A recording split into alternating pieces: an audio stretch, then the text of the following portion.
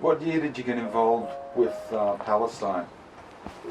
I got involved with Palestine the year that I met Rebbie, and that was 1963. And this very charming and very handsome man sat down at my table, and I was working in Chicago, and I was living at the YWCA. And he sat down at my table for breakfast, and he asked me if he could have coffee with me. And I was so charmed. He was handsome. He looks like Omar Sharif. And the rest is sort of history. That was in July of 1963. I became really active right after the Six-Day War, mostly because I was so enraged over what Israel had done to the Palestinians, the Arabs in general, certainly the Palestinians specifically. And how many times have you actually been to Palestine? Well, I would say since the year 2000, I've been to the West Bank 3 times, and I've been to Gaza once. The other times that I had gone with family. I had gone in the 70s, for example, but I wasn't particularly active with the Palestinian search for justice then. There wasn't an awful lot going on. So from, I'd say, the year 2000 until now, it's been a total of about 9 months in the West Bank, and then of course I was on the first boat to Gaza in August of 2008. How many people were involved in the Free Gaza movement when it was founded? Well, there were only 5 of us that really founded it. We founded it in mostly in California. It was Mary Hughes Thompson and Paul DeRudy and me, and then 2 young women from the UK, Renee Boyer and Sharon Locke. And we were the 5 originators of the Free Gaza movement. There have been a lot of people talking about what are we going to do about Gaza because Israel was busy attacking Lebanon. So we were really the ones that implemented it. There were a lot of people who were talking about sailing boats, but we were the ones that actually did it.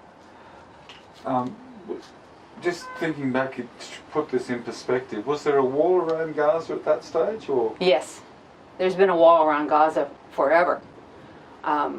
It used to be a huge steel wall, and it was blown up sometime in the last few years.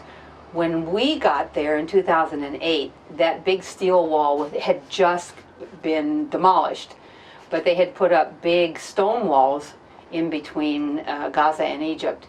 And then all around the border of Israel and Gaza, there is barbed wire, there are 20-foot fences, there are minefields, there are whatever that the Israelis can think of to do to keep the people from Gaza from cultivating their land.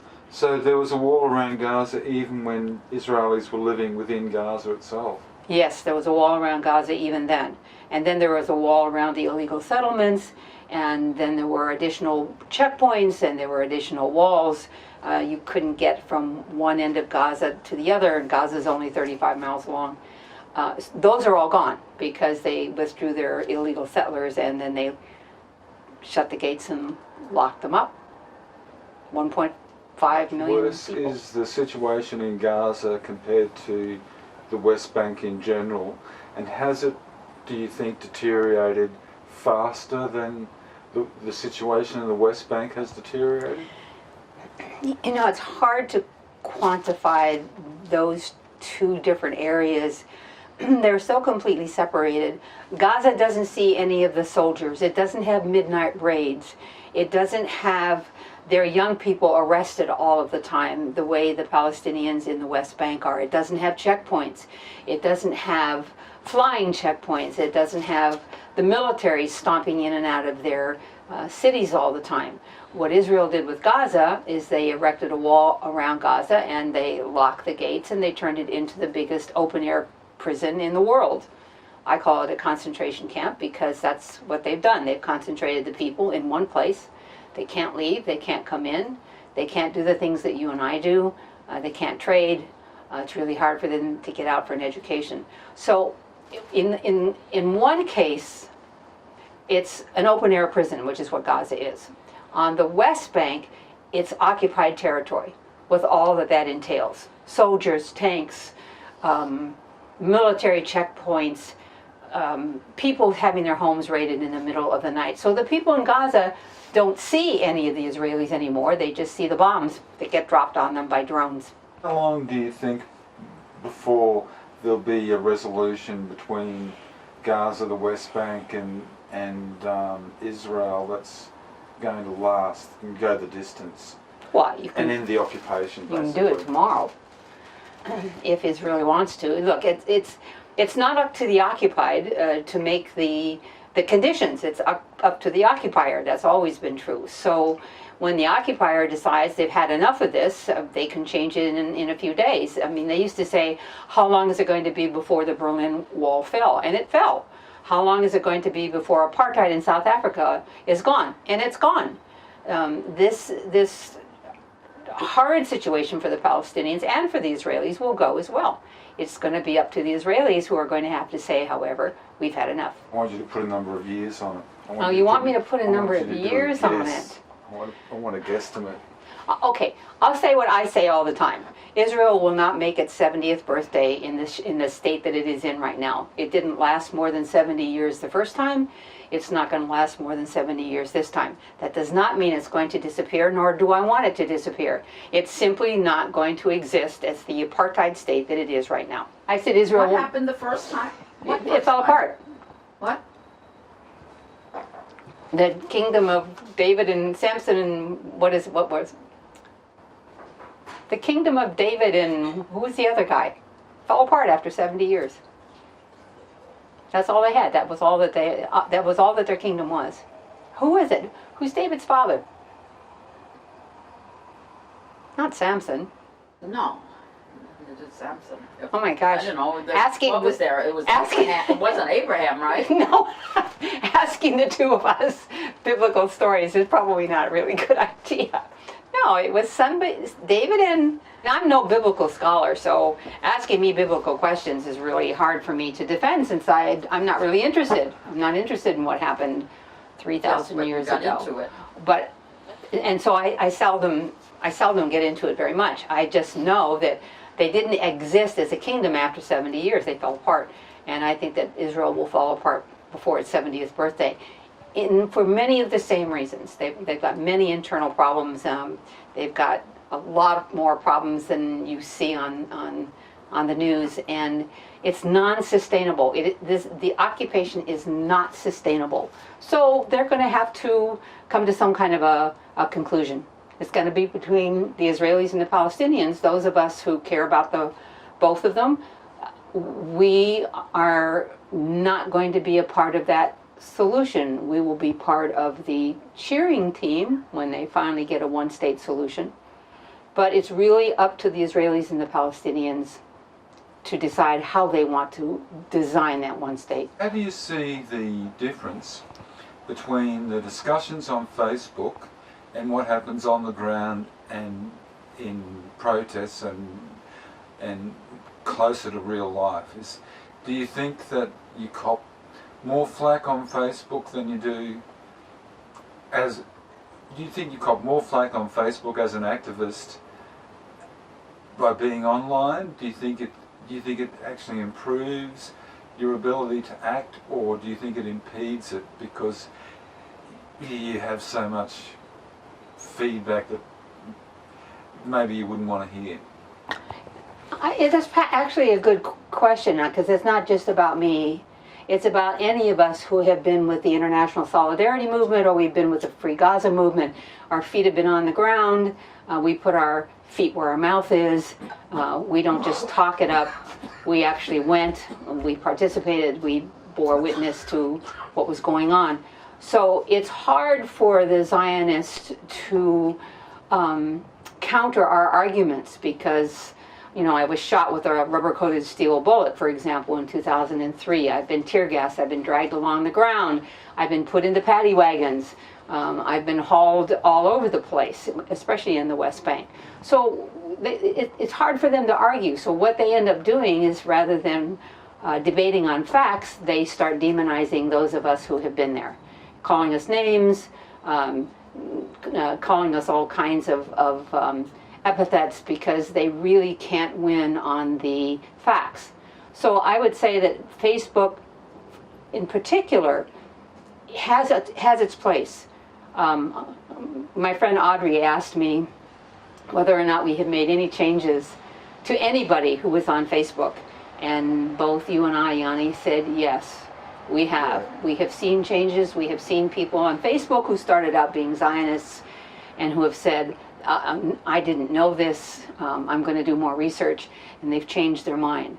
So if you have to do it one at a time, then we do it one at a time. What would be your next physical protest on these issues? Like, you've got the book out now. Right. You've done a sailing trip. Maybe you might want to run down like a book. I've done this, and then think about what might be the next thing. Well, I mean, I can answer that pretty simply. There are three things. The book tour is still going on. I'm going to be in the UK in October. I'll be in the United States in October and November. The Spanish translation of the book is going to be out by October. So the book is very, very healthy and is still doing quite well. But the two physical things that I'm a part of, and that many of us are a part of, is, and that's why I've got my shirt on, it's called Gaza's Ark, is Gaza's Ark, which is going to be a boat that leaves Gaza and sails to Europe. Rather than coming into Gaza, this boat's going to leave Gaza filled with products and go to Europe. And anybody who's interested in it can easily find it by just going to gazaark.org. And it's a marvelous initiative because we always tried with the boats to do one thing or two things different every single time, whether it was a flotilla or bringing in important people or getting different kinds of boats. This time it's a boat that's leaving Gaza, going to Europe. It's putting Palestinians to work. A lot of them are working on the boat. And we'd be curious to see how the Israelis are going to stop that, because it's leaving Gaza, it's not coming in. That's the first thing. Then three of us who are interested in setting up a micro business for some of the women in Gaza who have kind of been overlooked. They are either mothers or wives of prisoners, or they've been prisoners themselves. So we're going in to set up a micro business, and we're also going in to teach them how to knit and how to crochet, and they're going to teach us how to embroider. And what we're hoping to do is bring in as many raw materials as we can and bring out the finished product. We already have 3 organizations who are willing to buy the product that we bring out, and that's going to be my good friend Mary Hughes Thompson, again, one of the founders of Free Gaza, and another woman whose name is Sinead McLaughlin, who has taken in several delegations from Ireland. We hope to be able to go, I would hope, either at the very end of this year or the beginning of next year. So we've got lots on our plate already. How are you going with financial support for those projects? I mean, I think we should get a plug in here. Yeah, I think Gaza Ark is the one that's the most urgent right now because they're trying to raise $300,000. They've raised about half of that. And it's hard. People are tired. They're tired, and running boats is expensive. And in some cases, they are probably even discouraged, but they shouldn't be discouraged on this one. It's a really, really marvelous project. There's enough money to finish the boat. There's enough money to get the boat retrofitted. Then they're going to have to worry about just the simple things: getting fuel, getting supplies, buying the products, getting people there, getting them on board. So they still have $150,000 to raise. I think they will. I think the closer it gets to their leaving, the more people will jump on board. How long have they been fundraising for so far? At least a year. At least a year, probably a year and a half. Probably a year and a half. But I remember what it was like when we were trying to raise money on that first trip. You know, ultimately we raised close to $700,000 by the time the trip was completely done. But we had started in 2006, and we didn't go until August of 2008. And it took us 2 years just to get enough money for the boats and to outfit the boats and to pay for the fuel. And once they realized we were starting, that we really were going to go, the money started to pour in. People wanted to be part of it. I think the smallest donation we got was $1.50 from somebody in Burma, and the largest was $100,000. And all of that money went to the boats and sending those first 2 boats. Once we were successful, it was a lot easier to raise the money.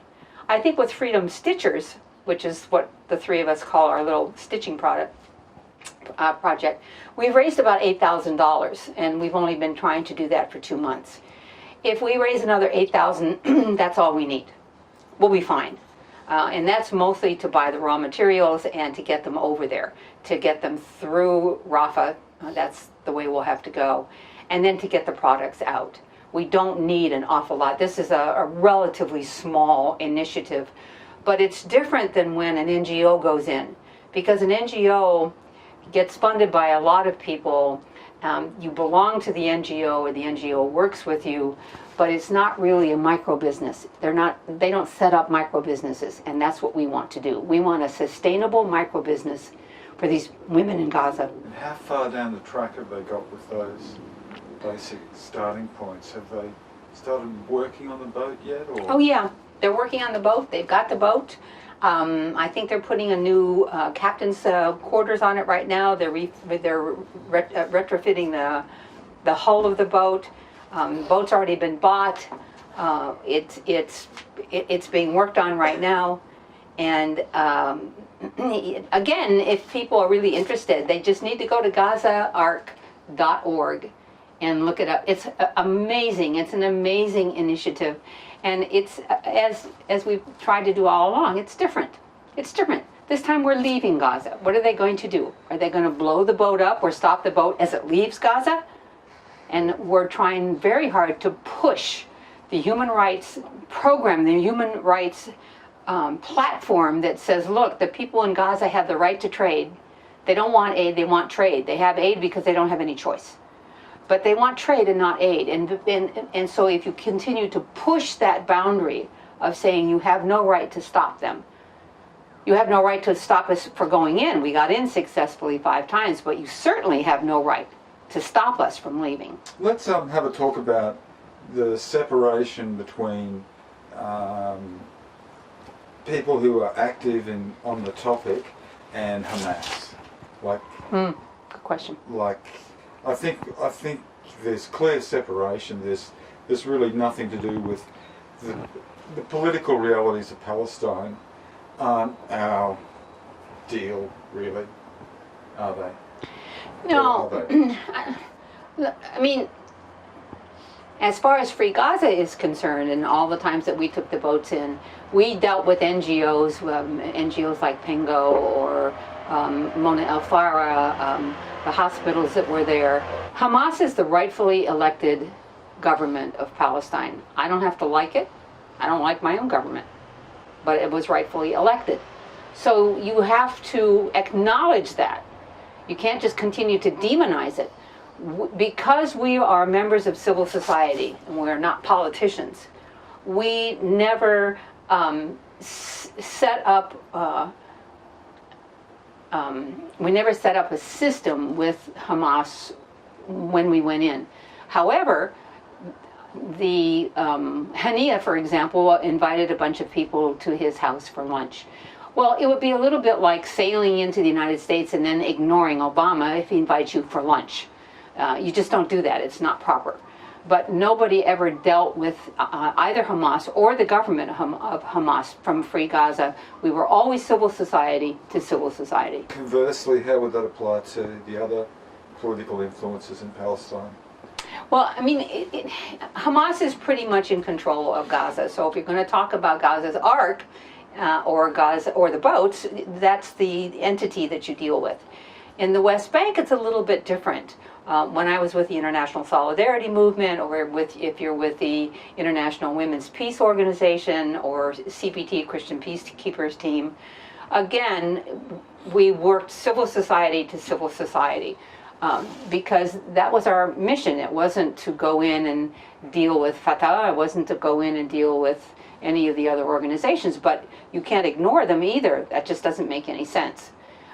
We tried very hard as members of the ISM to work with the local leaders. Who are the local leaders of Jenin? Who are the local leaders of Berlin? Those are the leaders that we worked with when we tried to put together projects. And many of them were very successful. But to be honest with you, it's no better for if anything, it's worse for the Palestinians now than it was when I was there 10 years ago. What about poverty? Let's have a bit of a chat about what poverty is and what that means to the overall dimensions of things. Yeah. I think that's the hardest thing to witness. The Palestinians are highly educated. They are very ambitious. Their literacy rate is right underneath Israel's literacy rate. And Israel has done everything that it can to destroy that, by destroying their schools, by destroying their textbooks, by bombing the crap out of their schools in Gaza. Because if you can make your population illiterate, you can certainly contain them and control them a lot better. So what has happened to the Palestinians in both of those locations is that their standard of living has continuously gone down, where maybe the rest of the world has gone up. And so every once in a while you'll see a statement saying, well, the Palestinians' GDP went up 12% last year. Yes, 12% from what? And so I think that it's very hard to witness some of the things that we have seen. It's amazing to me how determined the Palestinians are in general and how patient they are. If it's not my son, it will be my grandson. If it's not my grandson, it will be my great-granddaughter. That kind of thing. Those of us in the West don't understand that at all. We have instant gratification. The Palestinians have what they call samud, which is patience. How about family involvement? Like things that have come up as we've had discussions in the last week about being married to a Jew, being married to a Palestinian, having stepchildren from one relationship, having children from in another relationship, partners dying, casket wins, all those sort of little bits that add colour to the story and sort of fill in the little gaps between things. Yeah, let me see if I can say that in about 5 minutes. I was married the first time to a Palestinian, as I said, who was so handsome and dashing. And actually, when he told me he was a Palestinian in 1963, I thought he was a Pakistani. Had never heard of the word Palestinian before I met him. And then when he told me about what had happened to him in Safa, that's where he comes from, that he fought in the 1948 war, I became outraged, not because the Palestinians lost, but because I had been lied to my entire life. I had seen Exodus. I thought, isn't this wonderful? The Jews need to have a home. Look at those horrible people on the other side. I didn't realize that in order to found Israel, they had to drive 750,000 Palestinians out. And so I think my sense of outrage became my central motivation. And certainly when I had children, that was true. When I remarried in 1979, I married somebody who was Jewish, who, when I knew him, was an anti-Zionist Jew. And one of the things that he said to me on our first date was, you have to read The 13th Tribe by Arthur Koestler, because we're not really Jewish, we're really Khazars. And again, I had never heard of any of this, nor had I ever heard of the 13th tribe. So I married, although people say, how can you marry an Arab and then marry a Jew? They were kind of the same person. They had the same point of view, they had the same love of family, they had the same outgoing personality, they were both very smart. And it wasn't much of a stretch. They even looked alike.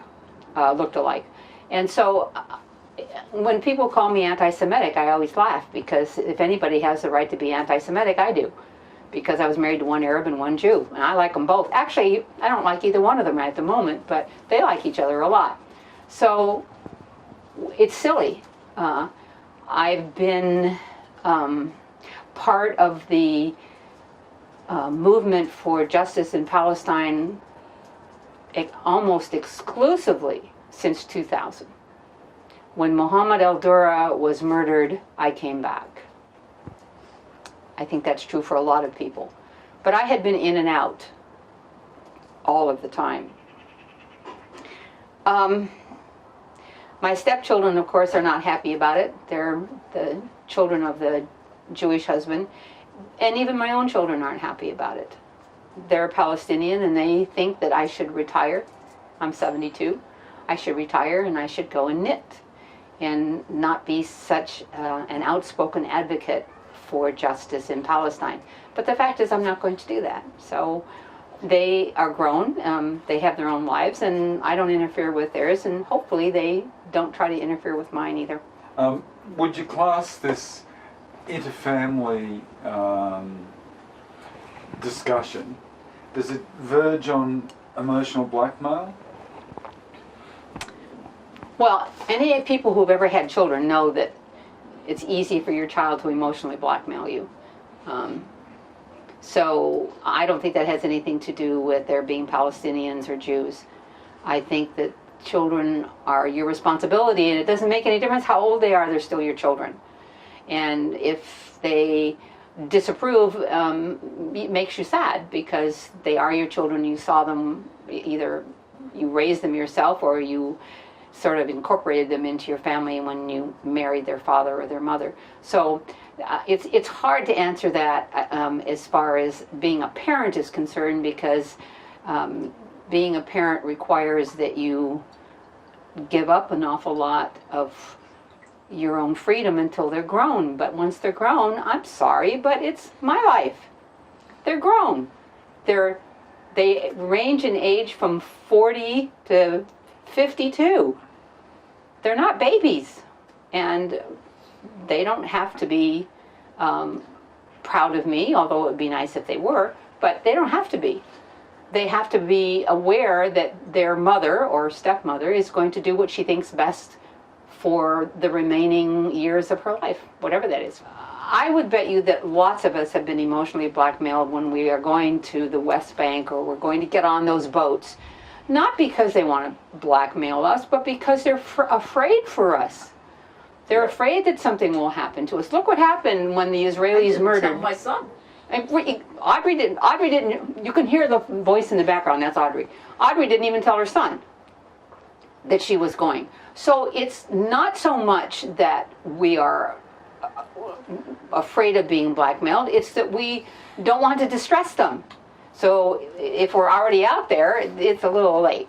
I think that, I remember out of the 44 people that ultimately ended up being on board our boat, I would bet you that half of them never told their parents or their children that they were going to be there. In fact, on that first trip, we made a decision that we were not going to take anybody who had small children. And then the only person on board that first trip that had small children was Lauren Booth. And she's the sister-in-law of Tony Blair. And we really had to think hard before we said, okay, is the PR value of Lauren Booth important enough that she wanted to go, is it important enough that we waive that qualification that we don't want to have anybody who has small children? And of course, on that first trip, everybody was fine.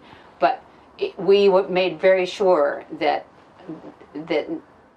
they didn't have small children at home, just in case. And if you look at the 9 men that were murdered on board the Mavi Marmara, almost half of them had small children. The only weapon that they were holding was a camera. And in fact, Israel managed to murder all 9 people because they had cameras in their hands. So they left a lot of fatherless children. So, on the deaths on the flotilla, do you think that people were prepared to fight the Israeli soldiers, that they'd cut pipes off and ready to bang them over the head, or do you think that was even reasonable or fair if it occurred, and you know, should the Israelis have actually landed on the boat regardless?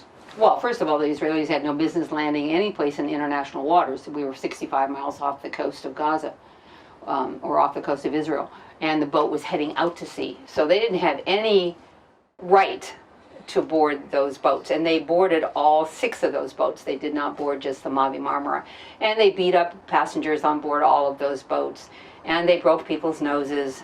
On our own boat, we had one young woman whose nose was broken.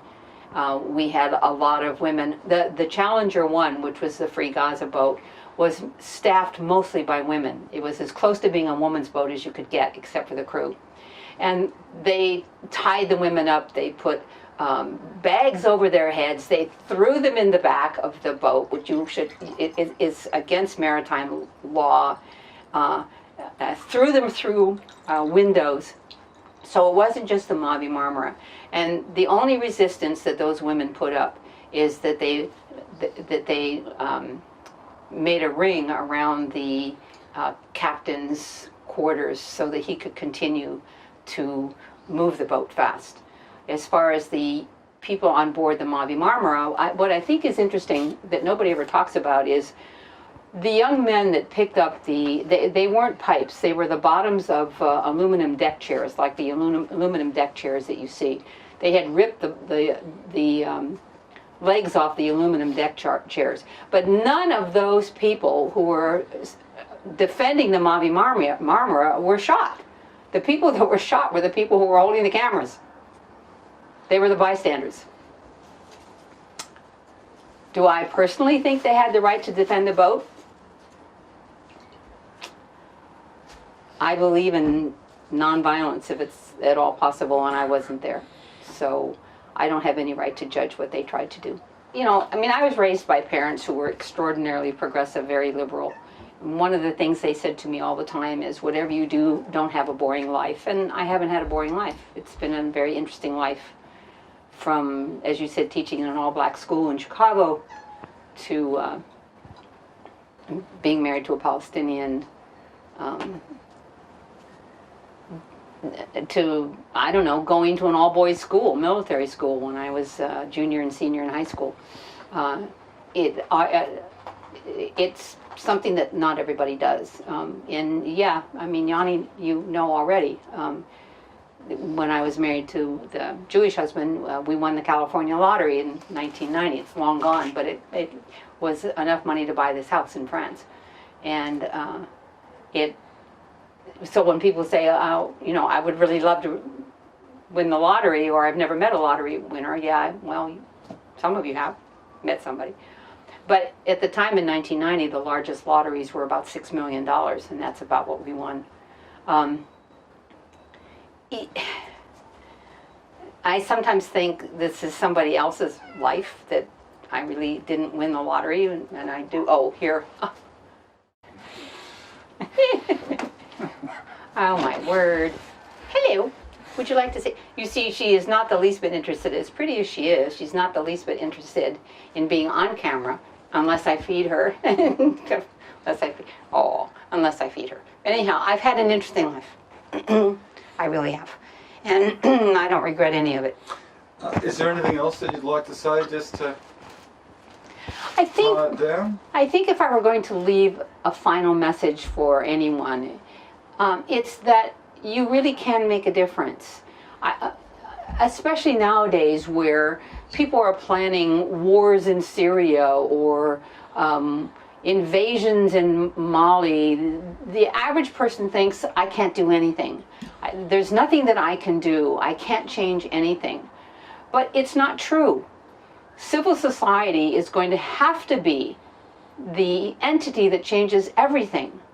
Whether you're going out to march for Snowden or whether you're going out to march against the wars, it makes a difference. You saw the difference. We made a sea change in the way people saw Gaza. And we were nothing but a bunch of activists and people who were crazy enough to go out and buy 2 boats, sail them to Gaza, and not have enough common sense to say we couldn't do that.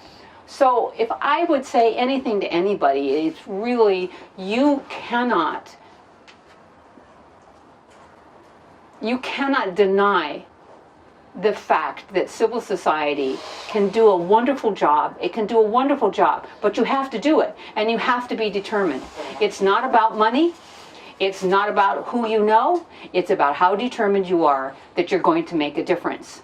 And it does happen. You see it over and over again.